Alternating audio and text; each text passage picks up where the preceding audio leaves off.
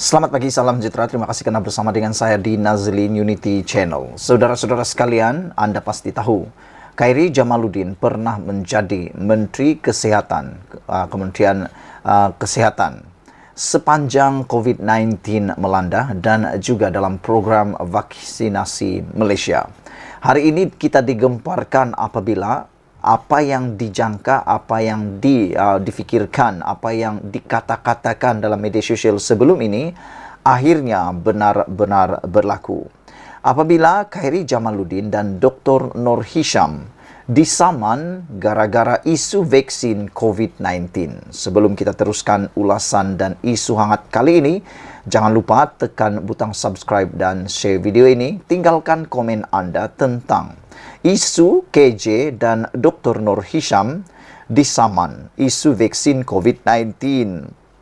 Saudara-saudara sekalian, sekumpulan penerima vaksin memfailkan saman terhadap kerajaan dan Kementerian Kesehatan Malaysia KKM, khususnya menteri yang bertanggung jawab ke atas program vaksinasi negara, iaitu Khairy Jamaluddin Abu Bakar, selepas mendakwa menjadi mangsa kepada kesan sampingan akibat vaksin COVID-19. Memetik laporan Sinar Harian, seramai 44 orang mangsa itu yang diwakili firma guaman Sahrin Sadher Kamal & Co. turut memfailkan saman terhadap pengarah kesihatan Tan Sri Dr. Noor Hisham Abdullah dan 3 pengeluar COVID-19 iaitu Pfizer, AstraZeneca dan Parmaniaga.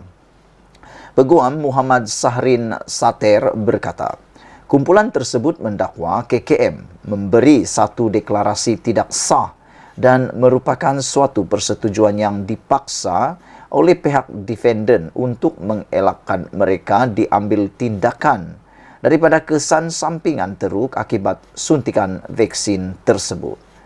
Beliau turut memberitahu anak guamnya menuntut defendant bertanggungjawab atas kesan suntikan vaksin COVID-19 terhadap Planatif yang telah memberikan kesan sampingan teruk yang mengakibatkan kerugian.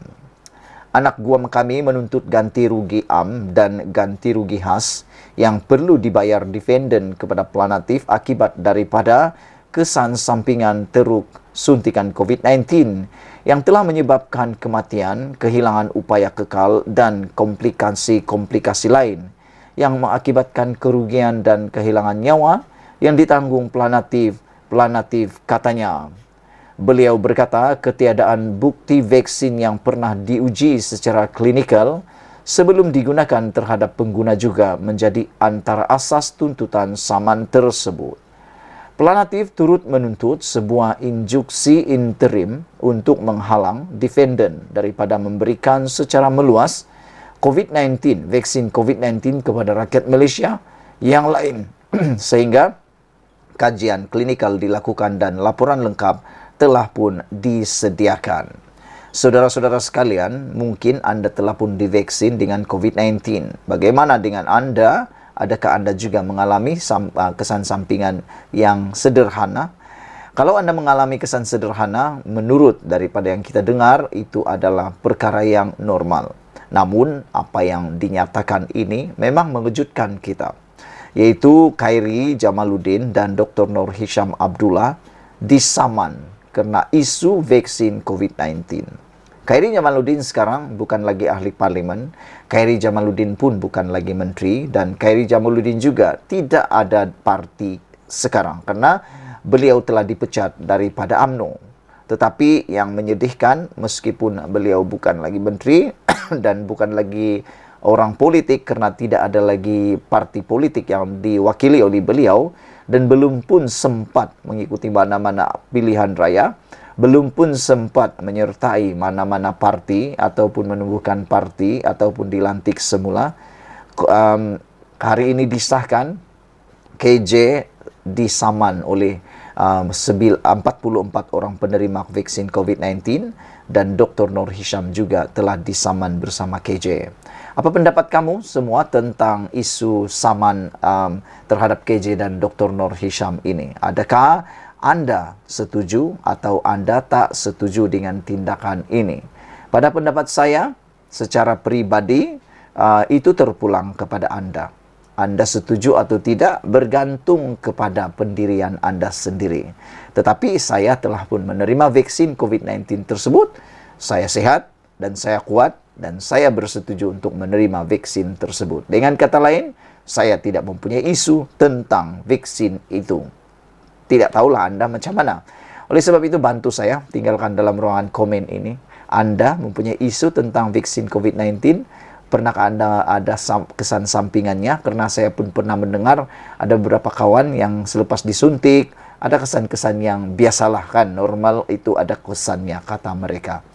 Bagaimanapun, terpulanglah pada Anda, apa tanggapan Anda tentang saman yang dikeluarkan oleh 44 orang yang telah divaksin ini kepada KJ dan Dr. Nur Hisham. Terpulang pada pendirian Anda, apa pendapat Anda? Sekian dulu untuk kali ini. Ikuti terus ulasan selepas ini. Selamat malam, salam sejahtera. Terima kasih karena bersama dengan saya di Nazilin Unity Channel. Kalau benar-benar ini berlaku, habislah Muhyiddin Yassin dan Perikatan Nasional bakal kalah teruk di Selangor. Bukan sekadar impian mereka untuk mendapatkan merampas Selangor akan menjadi berkubur, bahkan mungkin hanya dapat satu kerusi pun sukar untuk didapat di Selangor. Kalau ini benar-benar berlaku. Ianya berkaitan dengan Azmin Ali. Yang mana sebelum ini, Azmin Ali telah pun mengumumkan beliau mungkin tidak akan bertanding dan mau berehat. Tapi sejak 2 menjak ini, tiba-tiba Azmin Ali seakan-akan benar-benar nak bertanding semula. Namun, dalam tulisan desabudin.com menulis, sekarang masa paling sesuai bongkar kekaburan video Haziq.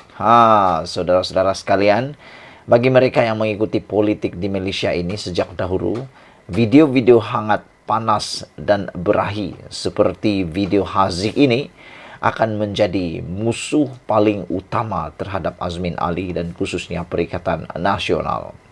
Jadi itu sebabnya, sebelum saya teruskan ulasan kali ini, adakah Anda setuju dengan pendapat daripada Sabudin Husin ini apabila beliau mengatakan, menulis, sekarang masa paling sesuai bongkar kekaburan video Haziq?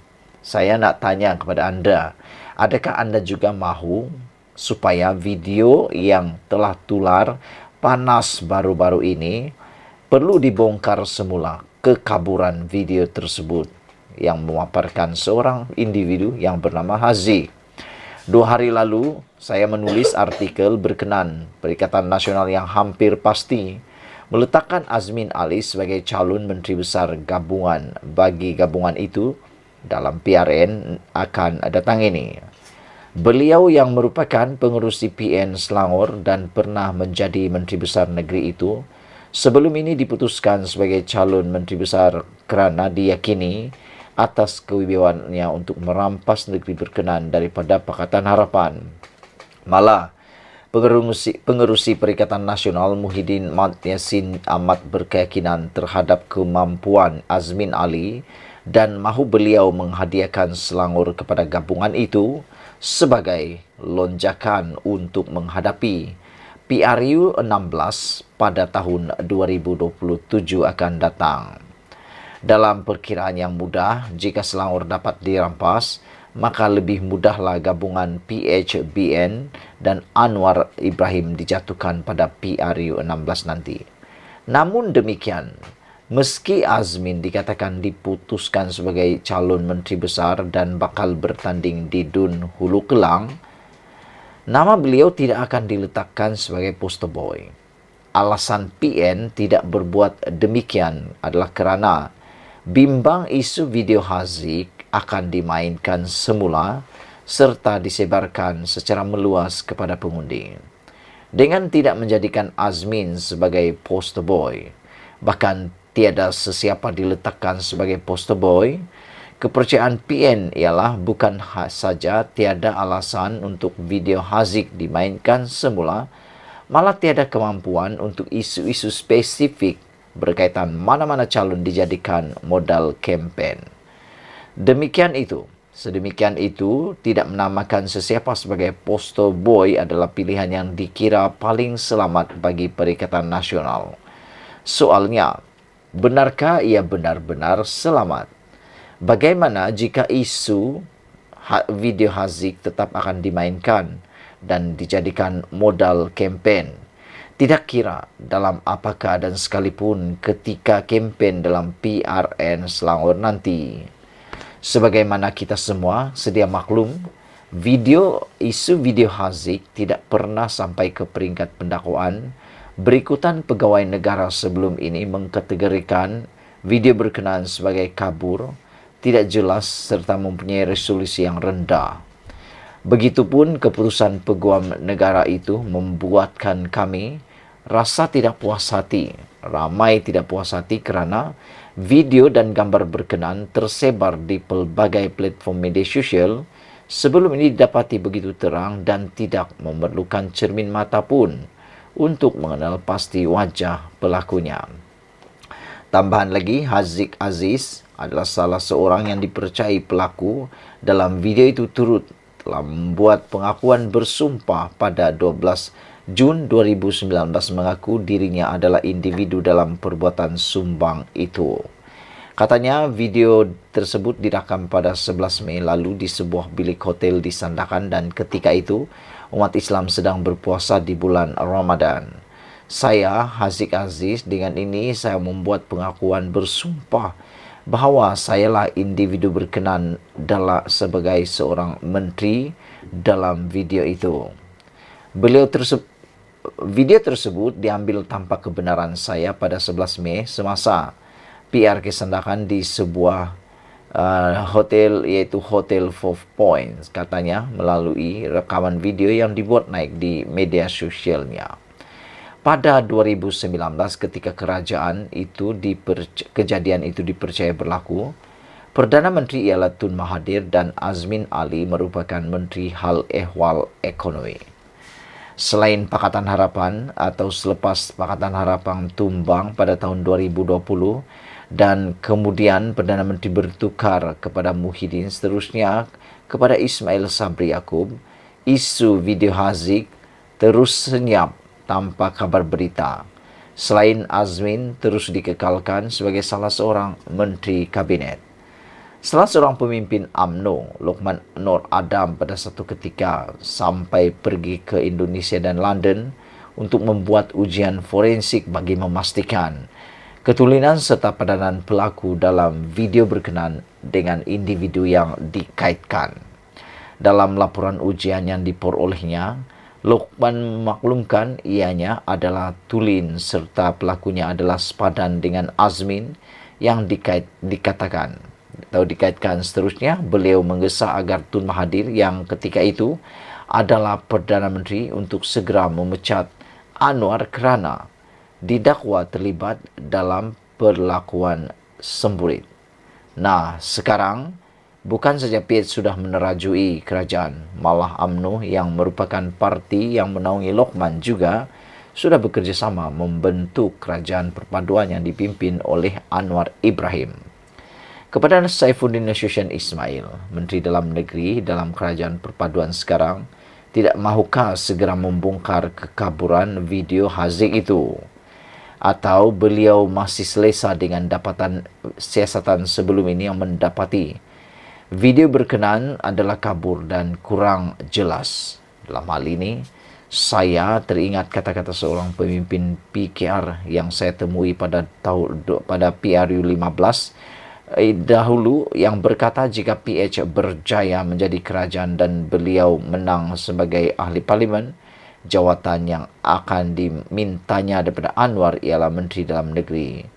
Tugas pertama saya adalah nanti ialah menangkap Azmin, ujarnya penuh yakin. Sayang sekali pemimpin berkenan tidak menang. Kalau tidak, kita tentunya tak pening lagi dengan video Haziq ini. Sekian dulu untuk kali ini. Jangan lupa tinggalkan komen Anda, tekan butang subscribe. Kita jumpa lagi. Bye-bye. Selamat malam, salam sejahtera. Terima kasih karena bersama dengan saya di Nazlin Unity Channel. Habislah Raja Petra Kamarudin kali ini. Adakah beliau kedapatan berbohong dan menipu? Adakah Raja Petra Kamarudin sebenarnya memperbodohkan rakyat Malaysia? Itu persoalan besar dalam ruangan konten malam ini apabila Raja Petra mendakwa kerajaan tak benarkan balik ke Malaysia dan beliau kata bukan beliau pengecut.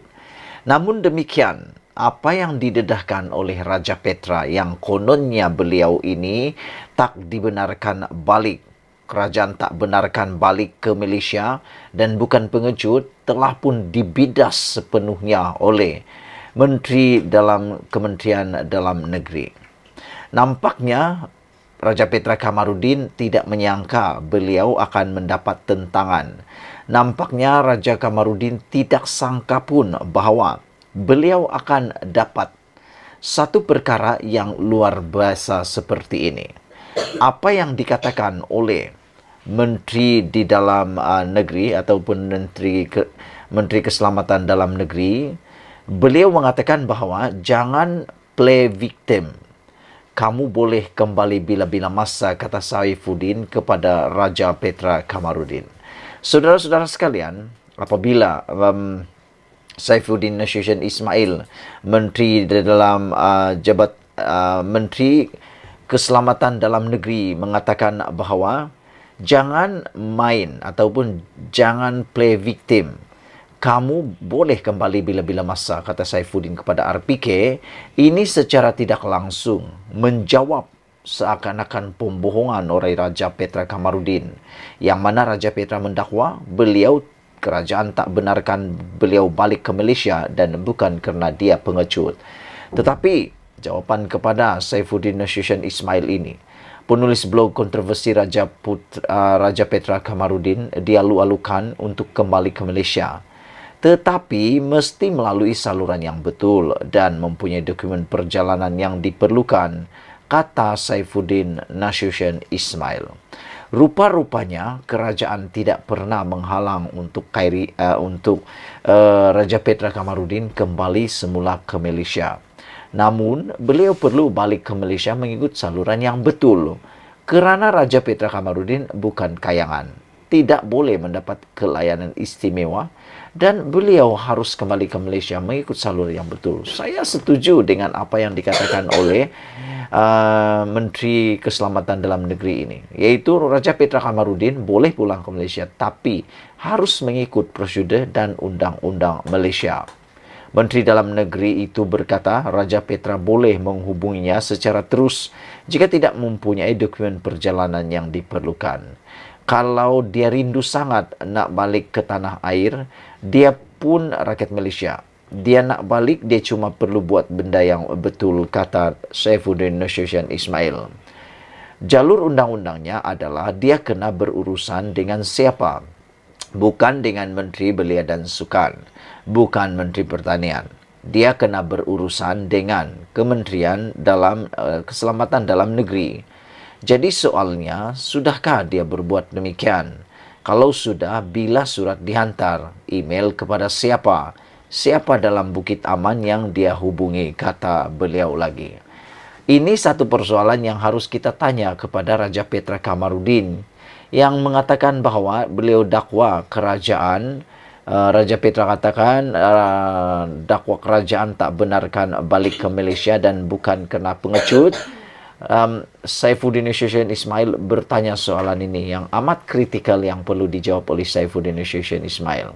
Apabila beliau kata jalur undang-undangnya adalah dia kena berurusan dengan siapa? Bukan dengan Menteri Belia dan Sukan, bukan juga Menteri Pertanian. Maknanya Raja Petra Kamarudin kena berurusan dengan orang yang tepat, bukan dengan orang yang sembarangan suka-suka hati dia saja. Dia kena berurusan dengan Kementerian Keselamatan Dalam Negeri. Jadi, soalnya, sudahkah dia berbuat demikian, kata Saifuddin lagi. Kalau sudah, bila dia hantar surat, email kepada siapa? Siapa dalam Bukit Aman yang dia hubungi, kata beliau lagi. Ini satu persoalan yang perlu dijawab oleh Raja Petra Kamarudin. Untuk Raja Petra, pertama, jangan play victim. Kedua, kalau dia benar-benar nak datang balik, dia dialu-alukan, kata Saifuddin kepada media dalam temu bual di pejabatnya semalam. Beliau mendakwa Raja Petra yang dianggapnya sebagai rakan ketika gerakan reformasi telah melarikan diri dari Malaysia untuk mengelak tindakan mahkamah. Dalam video Twitter yang dimuat naik pada Selasa, Raja Petra berkata dia telah beberapa kali cuba pulang ke Malaysia, malah bertemu Zahid Hamidi berhubung perkara itu ketika menjadi timbalan Perdana Menteri dalam pentadbiran Najib Razak dahulu. Dia turut mendakwa telah cuba berunding kembali dengan Bukit Aman berkali-kali, malah telah mengadakan rundingan dengan dua menteri serta Azalina Othman Said mengenai perkara itu. Kerajaan tidak mahu saya kembali ke Malaysia kerana bimbang saya akan membahayakan kerajaan. Itu alasan yang mereka berikan dakwa Raja Petra Kamaluddin lagi. Raja Petra mendakwa dia berjaya memperbaharui pasportnya dengan bantuan Zahid, tetapi tidak mendedahkan bila ia dilakukan atau jika ia telah tamat tempoh sekarang. Penulis blog itu mendakwa tiada kes mahkamah atau pertuduhan yang tertunggak terhadapnya. Beliau mengatakan dia telah berjaya menjejakkan kaki di kedutaan di Suruhanjaya Tinggi Malaysia di Thailand, Indonesia, Singapura dan London tanpa sebarang isu. Apa sahaja pertuduhan terhadap saya telah digugurkan, kata Raja Petra. Pertuduhan itu telah ditarik balik dakwanya. Namun yang menjadi persoalan kita, tak pernah pula kita dengar pengumuman daripada Kementerian Dalam Negeri ataupun Keselamatan Dalam Negeri tentang hal ini. Jauh sekali daripada PDRM maupun SPRM ataupun Immigration. Raja Petra dilaporkan melarikan diri dari negara pada tahun 2009 selepas 2 waran tangkap dikeluarkan terhadapnya kerana gagal hadir ke prosiding mahkamah berhubung artikel yang didakwa berunsur fitnah yang disiarkan di blognya. Saudara-saudara sekalian, ini satu pendedahan yang luar biasa menjawab kepada dakwaan Raja Petra. Satu lagi tajuk berita yang dipetik daripada BH Online.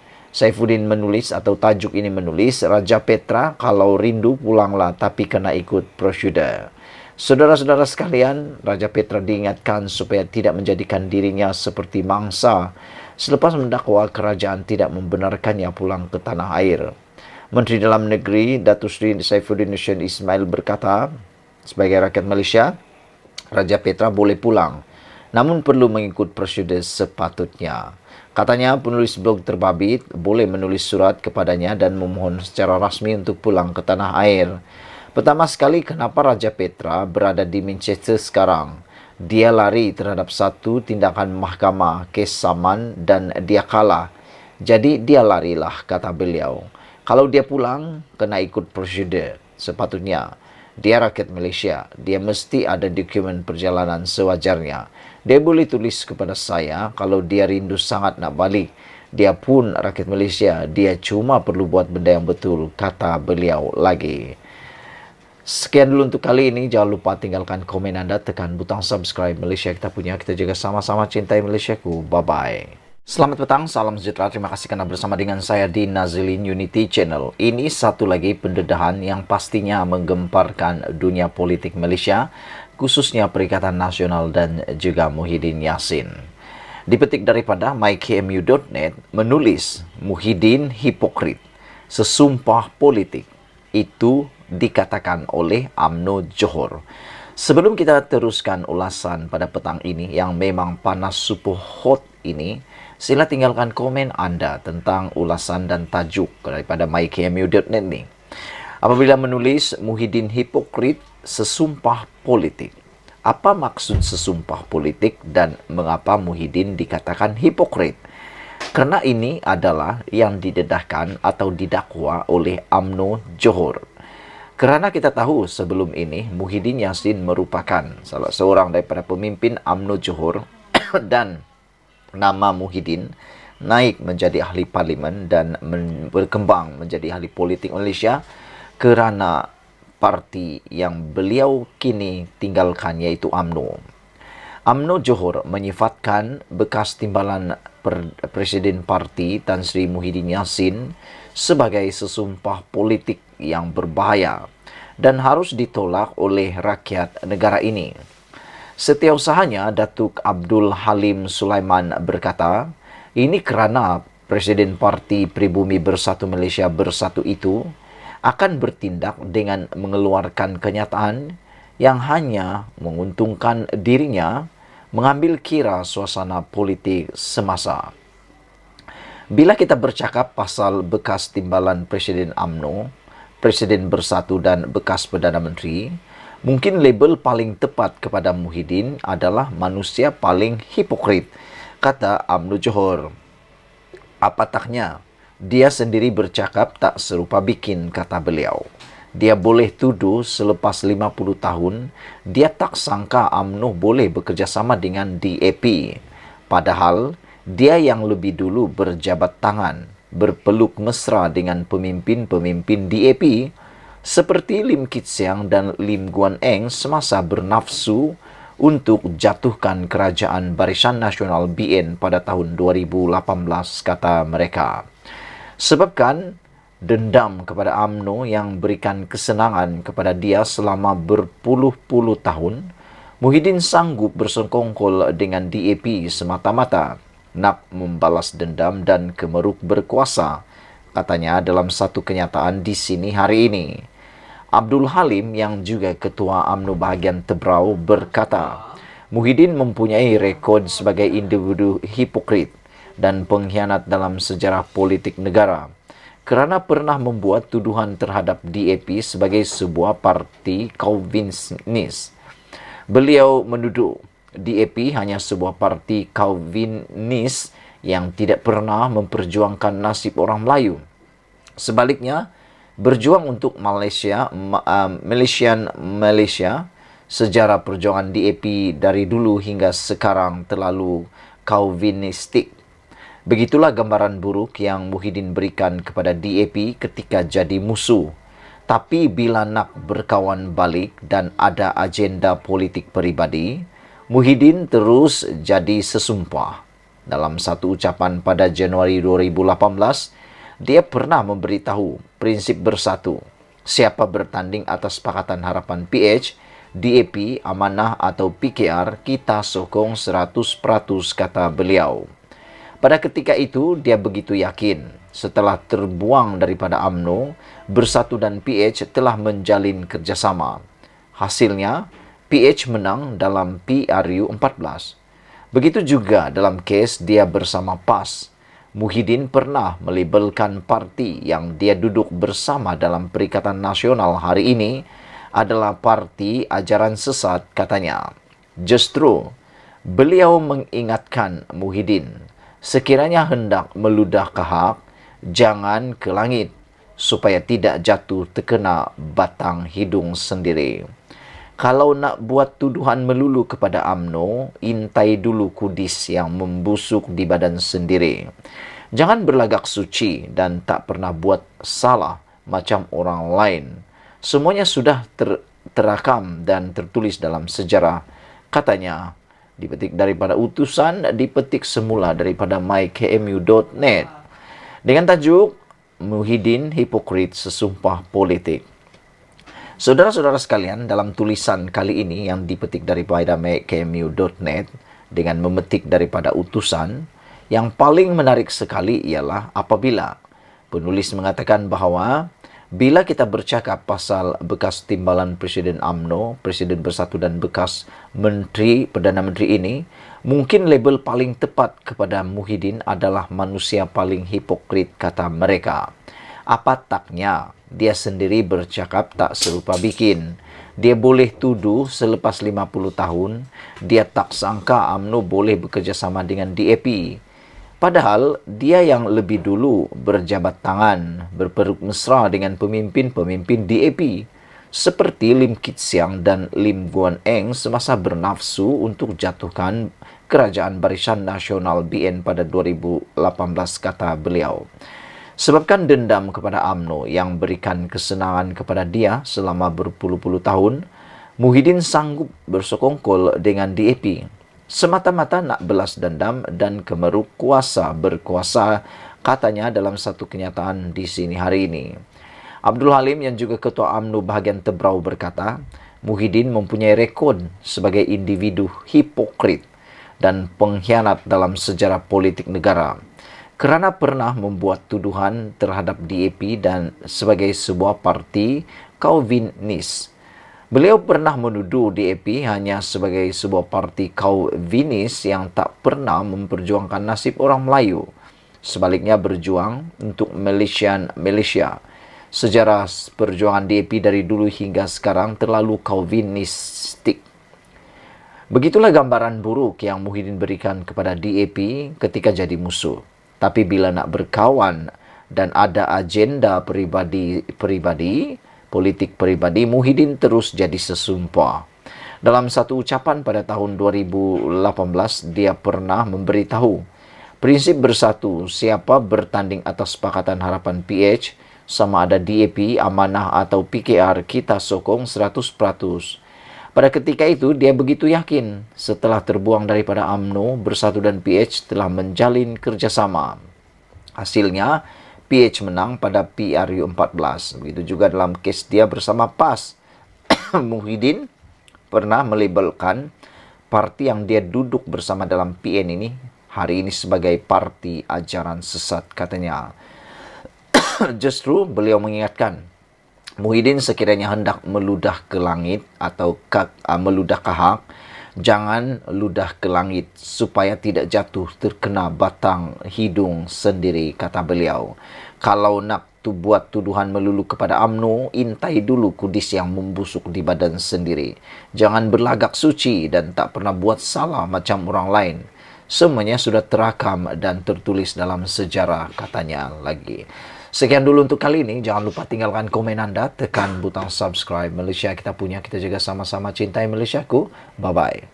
Selamat petang, salam sejahtera. Terima kasih kerana bersama dengan saya di Nazilin Unity Channel. Isu yang hangat petang ini yang anda harus ikuti dari awal sampai akhir ialah berkaitan dengan betapa kelakarnya Muhyiddin mahu jadi Perdana Menteri semula. Dipetik dari mykmu.net. Saudara-saudara, sebelum saya teruskan ulasan pada malam ini, jangan lupa tinggalkan dahulu komen anda dan tekan butang subscribe. Tekan butang subscribe itu percuma. Saudara-saudara sekalian, apa pendapat anda tentang keinginan Perdana Menteri yang dahulu ingin menjadi Perdana Menteri kali kedua? Rekod Malaysia menunjukkan Tun Mahathir Mohamad menjadi Perdana Menteri sebanyak 2 kali. Selain daripada itu, Ismail Sabri Yaakob 1 kali. Selain daripada itu, Muhyiddin Yassin 1 kali. Dan Anwar Ibrahim juga 1 kali. Namun demikian, yang paling berpotensi untuk memecahkan rekod sekali lagi menjadi Perdana Menteri ialah bukan Ismail Sabri Yaakob, bukan Tun Mahathir Mohamad, tetapi Muhyiddin Yassin. Ada orang cuba mempertikaikan. Mereka kata, Muhyiddin Yassin tak akan jadi Perdana Menteri, tak akan mahu jadi Perdana Menteri. Tetapi ramai juga mengatakan bahawa keinginan Muhyiddin Yassin untuk menjadi Perdana Menteri tidak akan pernah lenyap, tidak akan pernah berkurang, bahkan makin meluap-luap. Oleh sebab itulah, seorang penganalisis mengatakan bahawa kelakar Muhyiddin mahu jadi Perdana Menteri. Ini alasan mengapa Muhyiddin Yassin kalau jadi Perdana Menteri lagi satu perkara yang kelakar. Saudara-saudara sekalian, penganalisis politik Lim Sian Si menyifatkan hasrat pengerusi Perikatan Nasional PN Tan Sri Muhyiddin Yassin mahu kembali menjadi Perdana Menteri sebagai sesuatu yang kelakar. Apa pendapat anda sekalian? Adakah anda juga sependapat dengan penganalisis politik ini, yaitu Lim Sian Si, yang menyifatkan sebagai keinginan Muhyiddin Yassin ataupun kemauan Muhyiddin Yassin untuk mahu kembali menjadi Perdana Menteri adalah sesuatu yang kelakar? Adakah anda juga berpendapat itu kelakar? Kalau anda berpendapat itu kelakar, apa sebabnya? tolong tinggalkan dalam ruangan komen. Tetapi menurut penganalisis politik ini, yaitu Lim Sian Si, beliau menyenaraikan beberapa perkara, beberapa hal yang membuatkan Muhyiddin Yassin sebenarnya kelakar kalau mahu jadi Perdana Menteri lagi, kata beliau. Menurut beliau, Malaysia ketinggalan dari segi ekonomi berbanding negara-negara lain di dunia sepanjang tempoh Muhyiddin menjadi Perdana Menteri dahulu. Beliau mengatakan bahawa Malaysia ketinggalan dari segi ekonomi berbanding negara-negara lain di dunia sepanjang tempoh Muhyiddin menjadi Perdana Menteri dahulu. Itu sebabnya apabila orang membandingkan pemerintahan Perdana Menteri Muhyiddin Yassin dengan pemerintahan Anwar Ibrahim, ada yang mengatakan jauh panggang dari api. Beliau mendakwa situasi itu berlaku akibat sekatan pergerakan separuh masak dengan tempoh yang dikatakan antara paling panjang di dunia. Kata beliau lagi, dah tak pandai ekonomi tapi masih mahu lockdown. Kami begitu lama sebab tamak kuasa, tulis Lim lagi. Saudara-saudara sekalian, pada pendapat saya, kepimpinan Muhyiddin Yassin sebenarnya bernasib malang kerana kebetulan ketika beliau menjadi Perdana Menteri, betul-betul tepat pada waktunya COVID-19 melanda seluruh dunia, bahkan Malaysia khususnya. Ini menyebabkan Muhyiddin Yassin terpaksa membuat keputusan-keputusan yang luar biasa yang tak pernah diambil oleh sesiapa di Malaysia. Termasuklah mengumumkan PKP ataupun Perintah Pergerakan Kawalan Pergerakan yang mana ianya telah pun dibuat. Namun, beberapa penganalisis politik mengatakan itu adalah separuh masak dengan tempoh yang paling panjang, antara paling panjang di dunia. Sim menulis, dah tak pandai ekonomi tapi mahu lockdown kami begitu lama sebab tamak kuasa, tulis beliau. Lockdown pula tak berkesan berbanding negara-negara lain sebab dia buka kilang-kilang dan tapak pembinaan, tapi tutup perniagaan kedai-kedai kecil. Katanya dalam hantaran Facebook hari ini. Sian Si berkata, situasi yang berbeza berlaku semasa Datuk Seri Najib Tun Razak menjadi Perdana Menteri. Beliau memberitahu, data Bank Dunia menunjukkan kadar pertumbuhan keluaran dalam negara kasar KDNK negara sepanjang tempoh Najib menjadi Perdana Menteri adalah lebih tinggi berbanding pertumbuhan KDNK dunia. Ini bermaksud ekonomi Malaysia semakin penting dalam dunia masa Najib, biarpun dia tercabar dengan krisis The Great Recession dan krisis keruntuhan mengejut harga minyak dunia pada tahun 2014 hingga 2016. Namun, ia berlaku sebaliknya pada tahun 2020 dan 2021 di bawah Muhyiddin, jelasnya.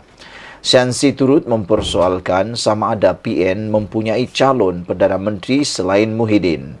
Jika Muhyiddin bukan calon Perdana Menteri bagi PN, ada kemungkinan kami boleh terima, tulis beliau. Tapi jika dia kekal calon Perdana Menteri, mereka maka tak payahlah sembang, katanya. MG dengan tajuk kelakar Muhyiddin mahu jadi Perdana Menteri. Saudara-saudara sekalian, apabila membacakan perkara ini memang menarik dan memang luar biasa. Ikuti terus ulasan selepas ini.